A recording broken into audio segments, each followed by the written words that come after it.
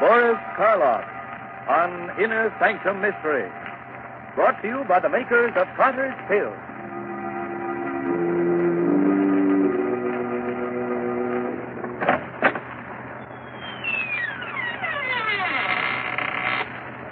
Good evening, friends. Let me welcome you once more to the Inner Sanctum. This is Raymond, your host. Come in, won't you, and sit down? No, I'm not being polite. I'd prefer you to sit, you see. Because within the next 5 minutes, you're going to be so weak in the knees that you won't be able to stand.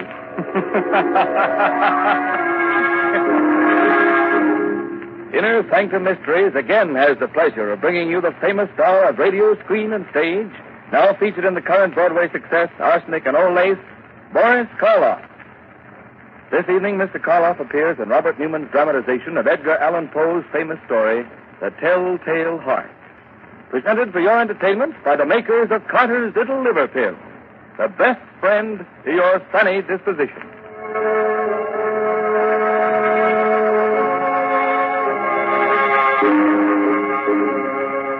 And now our story. A story based on a tale by the greatest master of the macabre that ever lived, Edgar Allan Poe.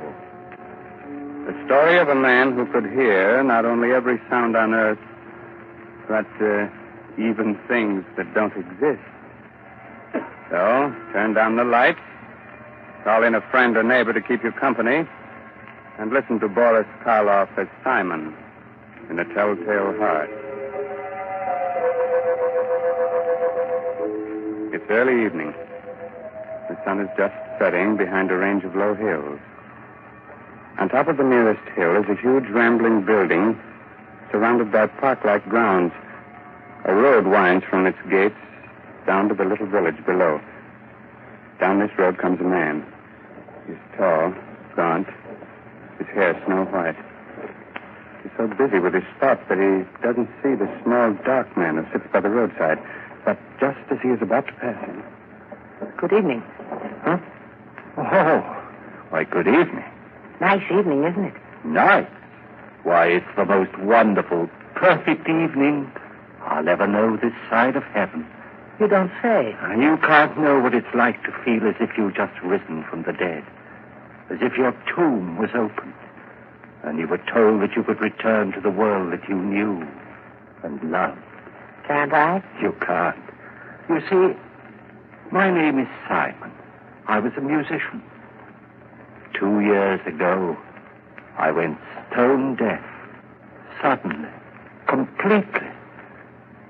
Do you know what deafness means to a musician? It's like dying.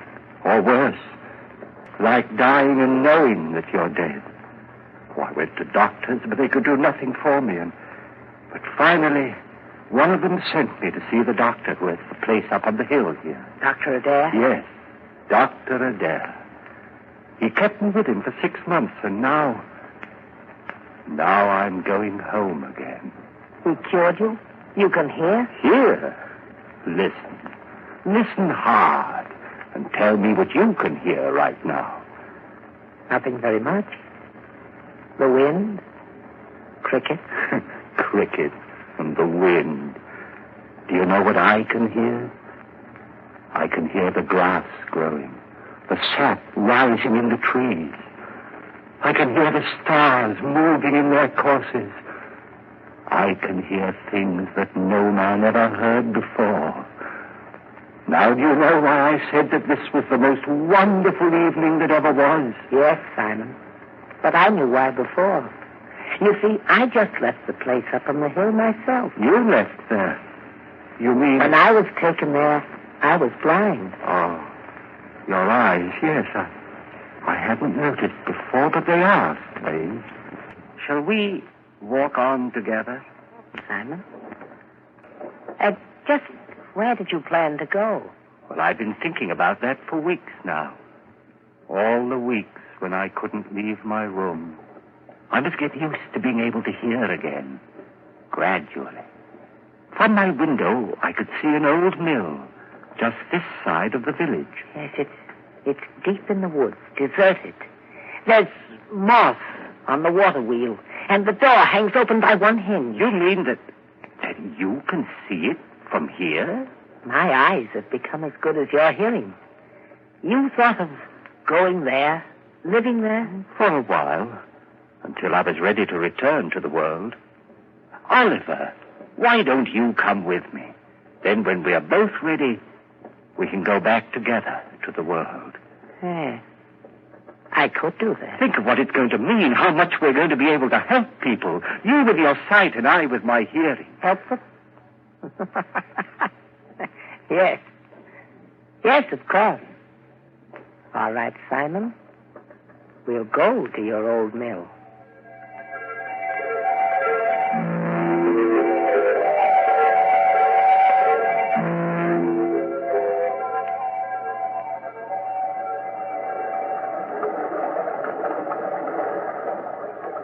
This way, Oliver. Up this path. What? Someone's coming.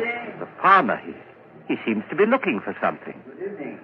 I'm looking for my cow. Have you seen her? Well, what kind of a cow is she?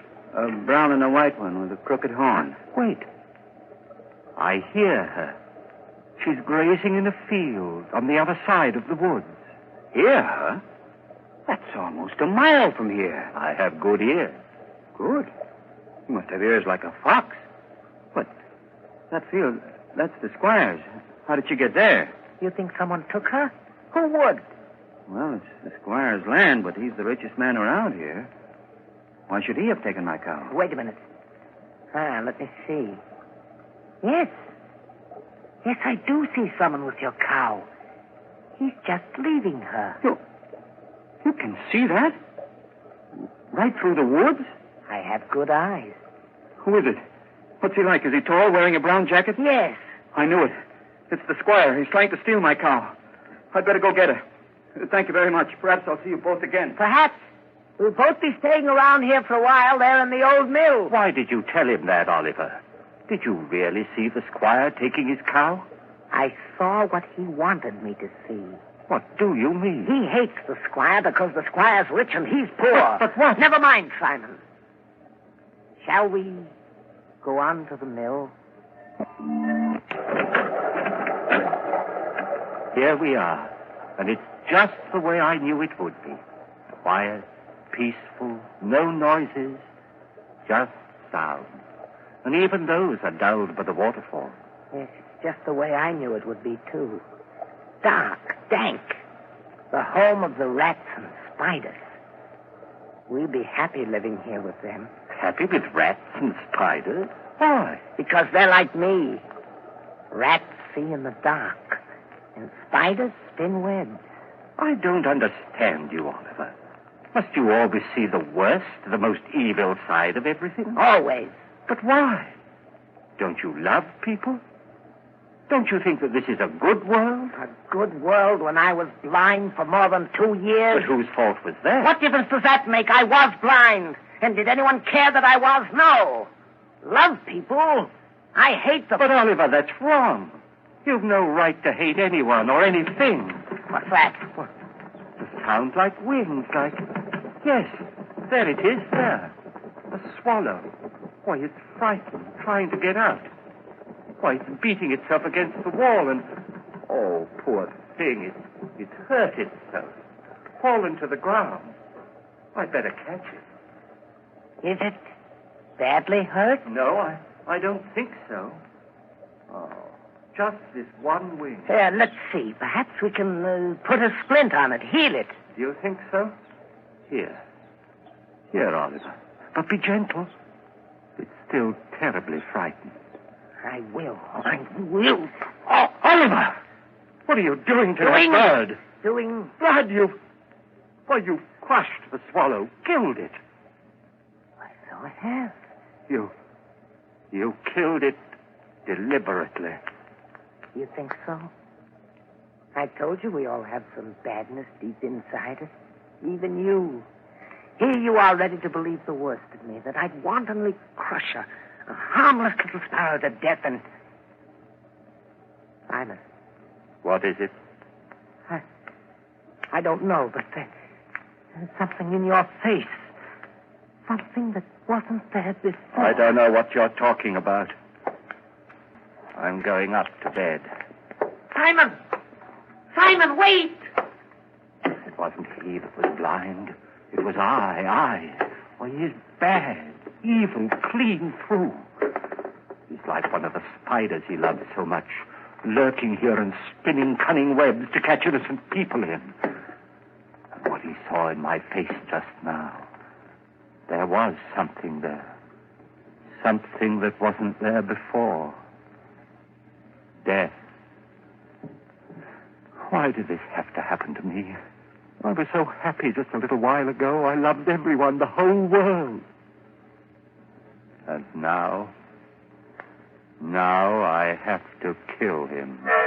And here I am, friend, Raymond, your host in the inner sanctum, who also loves everyone. So, Simon has decided he must murder his companion.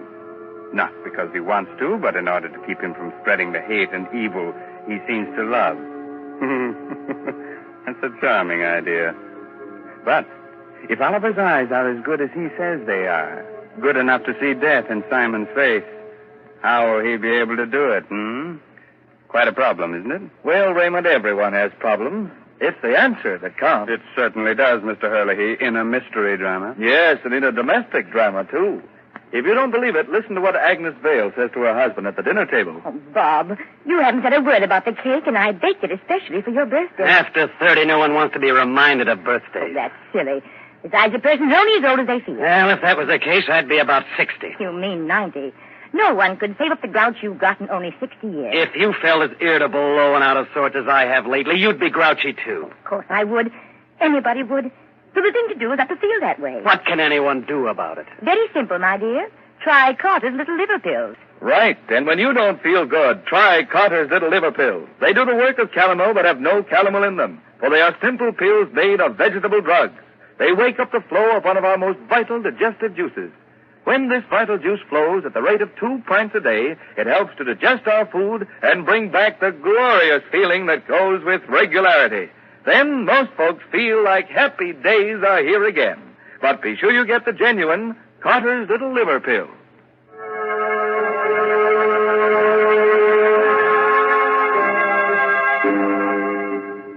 Well, friends, are you sorry I advised you to sit down before? I thought not. You still want me to go on with the story of the Telltale Heart? Very well. It's a little later that same evening, and Simon is sitting in the upper story of the old deserted mill, waiting, listening. Sleep, Oliver, sleep. Aren't you ever going to sleep? Oh, I know you're lying down. I heard you getting undressed. I even heard the thread snap when you pulled that button off your shirt. But you're not asleep yet. I can tell by your breathing, the way your heart's beating. And that's what I must wait for. The time when you're really asleep. When you close those hawk eyes that can see even in the dark. That could read murder in my face when I didn't know it was there myself. Wait a minute. There. Now you're asleep. And now I must go. Easy with the door. Careful. And even more careful going down the stairs. Shh. Don't creak like that. Suppose he wakes. No, he can't. He won't wake up. He can't. And even if he does... here we are. The door to his room. How shall I do it? Those sacks he's using as a pillow. Shall I pull them out and held them over his face and smothered him? That's it, yes. And then I wouldn't have to touch him. I wouldn't. Who's that? Who's there? There is someone there. I can see you. It's Simon. Yes, it's Simon. What do you want? What are you doing here? I know you've come to kill me. Yes, Oliver. I've come to kill you. Philip. You can't do that. You can't. Yes, Oliver, I can. And I have to. Oh, please don't struggle like that.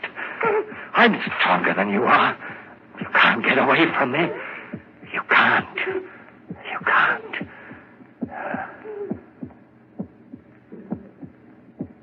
That noise. Hear it? It's your heart. Beating, pounding, driving the blood through your veins. It's beating more slowly now. Slower and fainter. Running down like a tired clock. And I'm not going to let you go until it's stopped. So don't struggle. Don't struggle, please. Just a few seconds more. I can hardly hear it now. Just a faint, throbbing murmur. And now, even that's gone. Yes, it stopped. And you're dead. Oliver, listen. I didn't want to do it. I didn't, but I had to. You were only interested in hurting people. That's why I had to do it. And that's why I'm not going to give myself up or confess that I killed you, because I could still help people. You understand, don't you? That's why I must get rid of your body, hide it somewhere. Oh, what am I to do with you? I know. I'll keep you here, tear up the floor and hide you underneath it.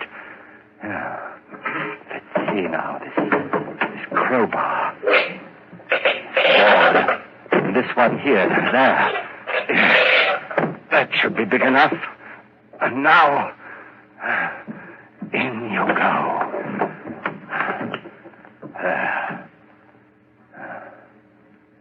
Goodbye, Oliver. Goodbye. Just put these boards back. Nail them down again with the same rusty nails. And it's done. Now I'll spread this dust over the cracks. No one will be able to tell what I've done. No, not even with your eyes. If you could still use them. What's that? A light. A lantern outside. Someone at the door.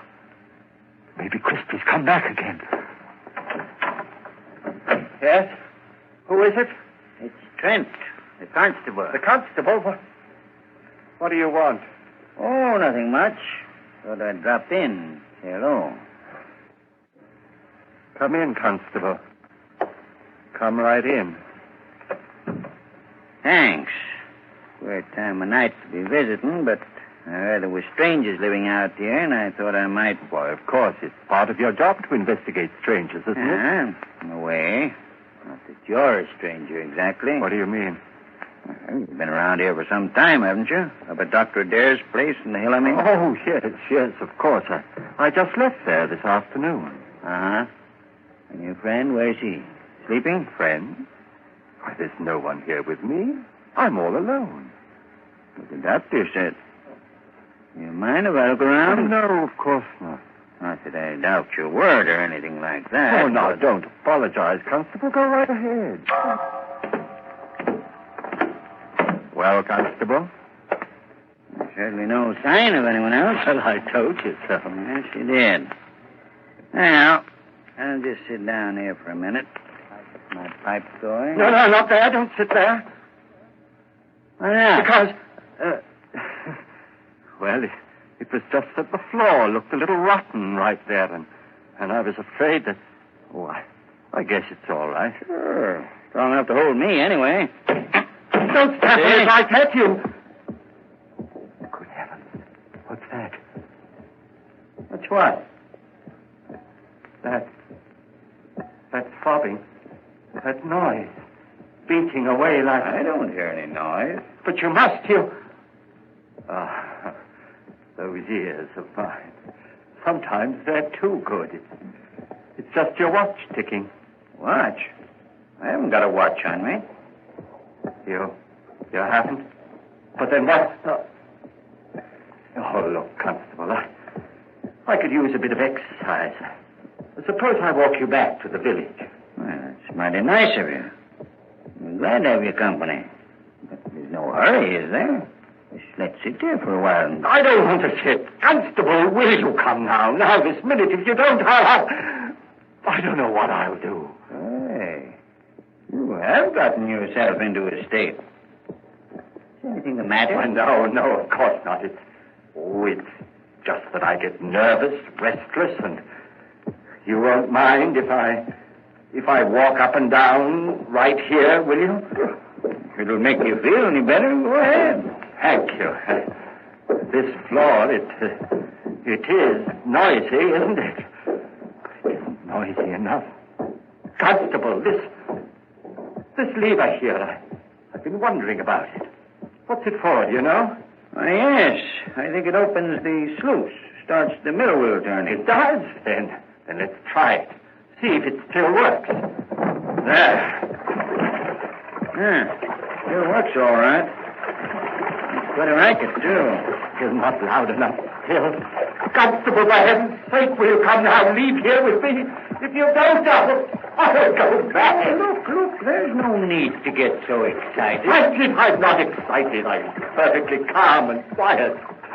Will you come now, right away? But I told you. I know what you're doing.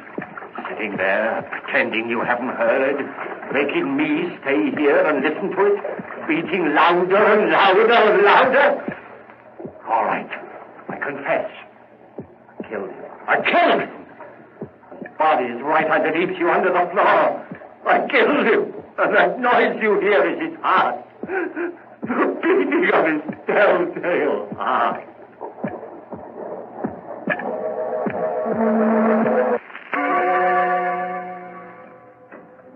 Hello, Dr. Adair. Oh, Constable, hello. Well, did you find them? Yes, Doctor. I'm glad. Some of my boys will be bringing the other one, Oliver, along in a little while. Bringing him? What's the matter with him? Well, sort of. They were in the old mill by the river. Simon had evidently tried to kill Oliver, but he hadn't done a good job of it. He nailed him up underneath the floor. And when we got him out, he was unconscious. And he's still pretty weak. I see. Bring Simon in, will you? Sure. All right, Simon. In here. Yes, Constable? Now, turn him around so that he's facing me. That's it. Well, hello, Simon. Hello, Doctor. Simon, why did you run away from here this afternoon? Run away? I didn't run away. I left. What need was there for me to stay when I was cured? Oh. And what you did, or rather tried to do to Oliver? That was wrong. I know it was wrong, but I had to do it. He was bad, Doctor, bad. He hated everyone, wanted to hurt them, and I couldn't let him. You know, it's strange, Constable. 2 men, both mental cases because of a sudden affliction. But while Oliver's blindness made him hate, Simon's deafness filled him with love for all mankind. Deafness? You mean he's deaf?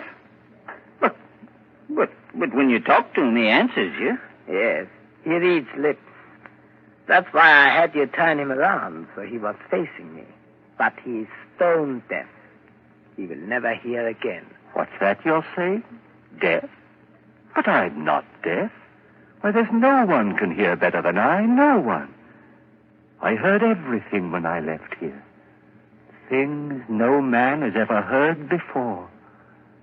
The song of the swan. The breathing of the fish. Why, I even heard the beating of Oliver's heart. After I'd killed him. Yes, Simon, of course. I'm not deaf, I tell you. I'm not. I'm not.